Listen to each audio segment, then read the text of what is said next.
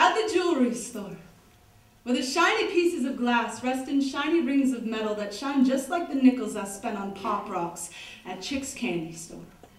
The woman behind the counter with the burlap skin and the windproof hair looks up from her nail file and tells my mother I am one adorable little boy. Immediately, I brace for impact. For the car ride home and the litany of things we will do to fix me. That night after dinner, I dig to the bottom of my fire-red toy box till I find a doll with a golden hair. I cradle her in my arms, and I wait for my mother to see me.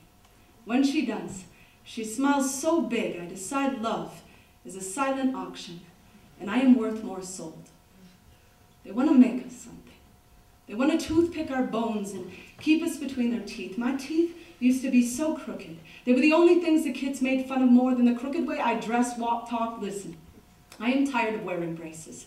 From my burning temples to my cold feet, from the slack in my rope to the machine in my heartbeat, every closet is a Russian doll with another inside. By the time my mother finally found the words to call me her gay daughter, I was searching for the nerve to describe the sun in my eyes, the shadow of the boy I might be or the boy I might still love for the official gay record. I never left him. He left me because of the mirror I was, because of the pretty he had to hold on his own arm to find a home in his own skin. In New York City, I've searched for the home in my own skin. When a woman grabs me by the neck of my coat and drags me from the ladies' room like a dog on a chain, and I am torn between confused gratitude and the urge to bark my pretty name into her face till she can taste the smoke of my father's pink cigar. Lady, do you have any idea how many scars I already have in the shape of this boxing match? I do not wear a welcome mat on my chest just so you can walk all over it, fumbling with the keys to the locks they keep building for the doors I keep opening, hoping someone will see the rainforest growing in my living room. See how many ecosystems can exist in one redwood tree. Maybe what you think is a tough fist is just a tired ballerina curling her arms around her knees. Either way, I can guarantee a haircut will never tell you anything about someone's gender, who they love, or how they fuck. But I'll keep growing on my short temper.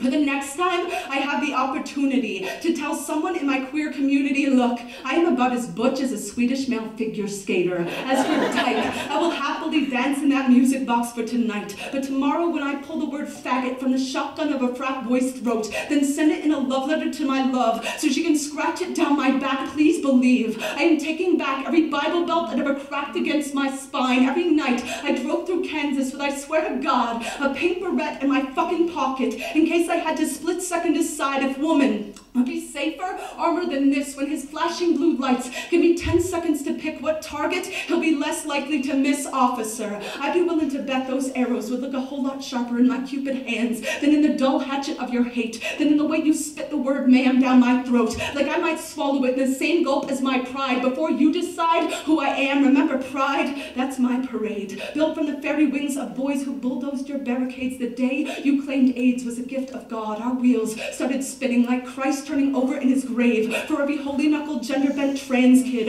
who's taken a knife blade to the gut, every bloodhound that ever sucked on her pronoun, like her self-given name was not a stained glass cathedral their tired boots could only pray to find soul enough to touch. Now ask me what I am.